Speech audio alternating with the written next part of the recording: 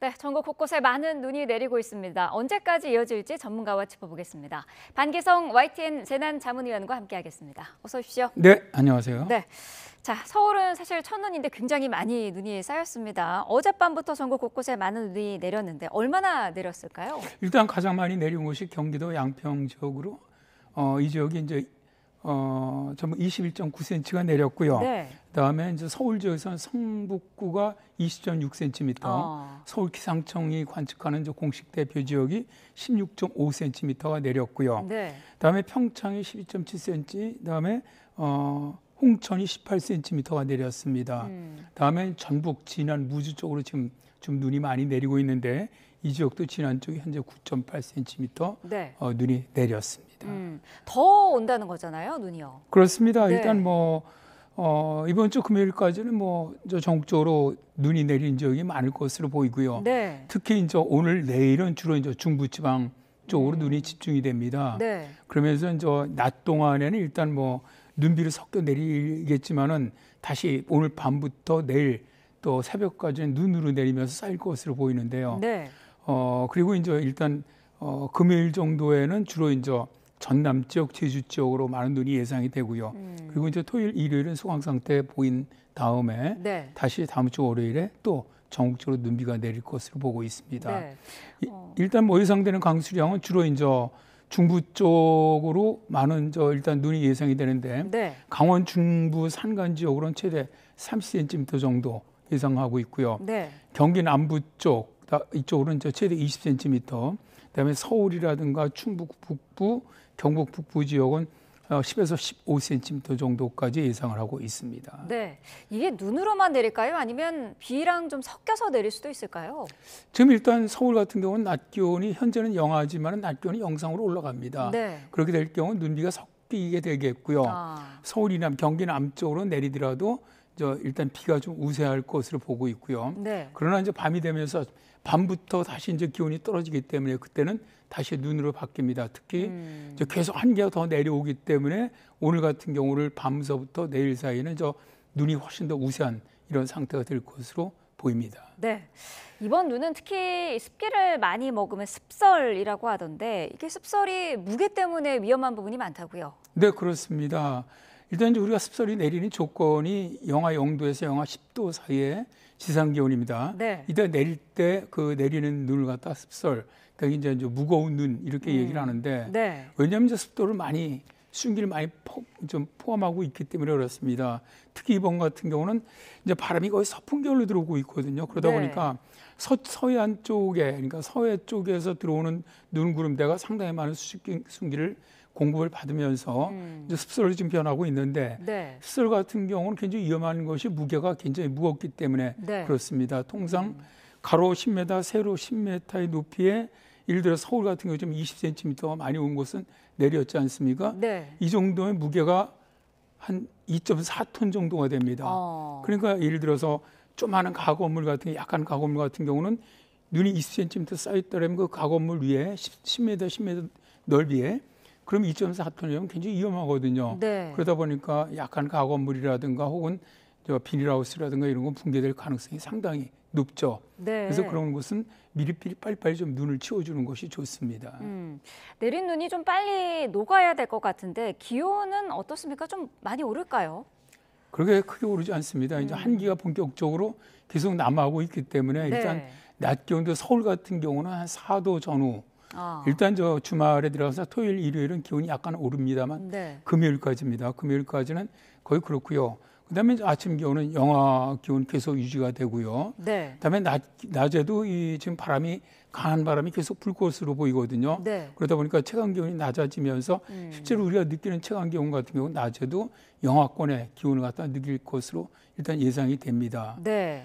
그래서 눈은 일단 낮에는 예를 들어서 메인 도로 같은 경우는 지금 서울 같은 경우는 대개 다 녹았거나 혹은 좀 물과 같이 이렇게 섞여 있는 상태가 되는데 네. 그러니까 낮에는 그래도 좀 서울에 같이 이렇게 제석이 메인 도로 같은 게 잘 되는 지역은 상관없는데 네. 서울에서도 이면도로라든가 약간 좀 고지 지역 같은데 눈이 그대로 내린 상태에서 얼어붙는 형태가 되거든요. 네. 또 오늘 밤에 눈이 더 많이 내립니다. 일단 서울이라든가 충청까지 중부지방 쪽으로는 강원 지역까지 이러는 경우에는 눈이 얼어붙으면서 상당히 위험할 것으로 그렇게 예상을 하고 있습니다. 네, 지금 저희가 CCTV 화면으로도 도로 상황을 실시간으로 보여드리고 있는데요. 보시는 것처럼 지금 큰 도로 같은 경우는 제설 작업이 진행이 한 차례 됐기 때문에 눈이 대부분 녹아 있는 상태고요.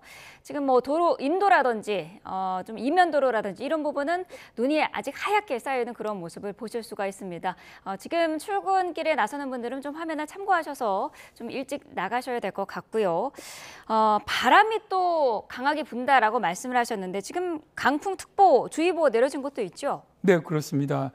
어제는 이제 전선이 통과해 나가면서 실제로 강풍이 불었기 때문에 전국적으로 거의 전 지역이 강풍특보가 발령이 됐었습니다. 네. 근데 이제 오늘은 이제 서쪽으로부터 들어오는 강한 고기압에서 이제 우리가 말하는 기압경도력으로 부는 바람이죠. 네. 이런 바람이기 때문에 어제보다는 강풍특보 구역은 많이 줄어들었습니다. 현재 주로 해안 쪽, 네. 그다음에 산악 쪽이 이제 주로 강풍특보가 발령돼 있는데 산악 같은 경우는 순간 최대 풍速초속 25m 정도, 그다음에 해안 같은 경우는 최대 20m, 내륙 쪽으로는 최대한 15m 정도 예상을 하고 있는데 네. 어제 같은 경우는 사실 많은 시설물 파괴도 있었고 좀 그랬거든요. 그랬던 네. 것은 어제가 오늘보다 약간 더 강하게 불었습니다. 실제로 어제 같은 경우 가장 강원 산악 같은 경우 39m까지 불었고 네. 보통 평지 지역도 20m 이상 불었었거든요. 그러다 보니까 상당히 많은 이런 입간판이 날아가거나 가림막이 부서지거나 이런 사고들이 많이 발생을 했는데 네. 어제보다는 약간 약해진다고 하더라도 상당히 강한 바람입니다. 일단 내륙 같은 경우도 최소 순간 풍速 15m 이상이라면 네. 입간판은 날아갈 수 있는 정도고요. 네. 해안이나 산악 같은 경우는 20에서 25m라면은 거의 사람이 정말 구부리지 않고 걸어가기 어렵거나 또 지와 기분 같은 것이 날아갈 수 있는 정도 풍속이기 때문에 네. 바람이 이런 시설물 같은 걸 좀 정비할 필요가 있다고 봅니다. 네. 어제는 또 강원 산간 지역에 우박도 떨어졌더라고요. 이것도 대기 불안정 때문으로 봐야 될까요? 상당히 좀 이례적이죠. 왜냐하면 대개 우리나라 우박이 5월, 10월 정도에 많이 발생을 합니다. 그러니까 네. 좀 상층에서 한기가 내려올 때 발생을 하는데 한여름엔 발생하지 않죠. 네. 그런데 이게 이제 11월 이렇게 말에 와갖고 우박이 내리는 경우는 굉장히 드문 상태인데 이게 우박이 내린 건 어제 이제 프론트가 전선이 통과해 나가면서 상층에서 그러니까 우리가 보통 아주 높은 상층, 하층, 중상층이 있는데 중상층에 한기가 들어올 때 되게 우박이 만들어집니다. 네. 한기가 들어오면서 대기가 불안정해지면은 보통 어제 같은 경우는 천둥 번개도 동반을 했는데 이렇게 강한 대류운이 발달하면은 우박이 만들어지거든요. 네. 그래서 강원대게 이제 산간 쪽에 어제 이제 눈이 많이 우박이 발생을 했는데 네. 이런 우박 같은 것이 상당히 대기가 불안정한 상태고요. 오늘 같은 경우도 대기가 좀 불안정하기 때문에 기상청에서 일단 서해안 쪽 이쪽에서는 천둥 번개가 발생할 가능성이 있다라고 예상을 하고 있습니다. 네. 지난 겨울에는 이 강원 산간 지역에 단시간에 눈이 굉장히 많이 내려서 사람들이 고립되는 그런 경우도 있었는데 올겨울에도 이렇게 일부 지역에 강하고 좀 집중적으로 눈이 내리는 경우가 있을까요? 네. 충분히 가능하다고 생각합니다. 일단 지금 같은 경우도 오늘 같은 경우도 지금 강원 쪽으로도 강한 눈이 들어가고 있는데 네. 산악 쪽으로는 그렇게 이제 관측치가 잘 나오지 않기 때문에 어느 정도 내린 것이 아니고 확인은 안 되고 있는데 실제 산악은 들어가면서 우리가 말하는 지형적인 효과가 있기 때문에 풍상 효과라는 것이 있기 때문에 더 많이 내리거든요. 네. 그래서 이제 이번 같은 경우도 일단 강원 산악은 많은 눈이 내릴 것으로 보고 있고요. 대개 이제 강원 산악에 많은 눈이 내리는 경우는 동풍이 들어올 때입니다. 그러니까 북동풍이 들어올 때 혹은 기압골이 남쪽으로 지나가서 남동풍이 들어올 때 산악 쪽으로 많은 눈이 내리는데 네. 올해도 2월 같은 경우 거의 5, 60cm 눈이 내리면서 고립됐었죠. 많은 네. 마을도 고립이 되고.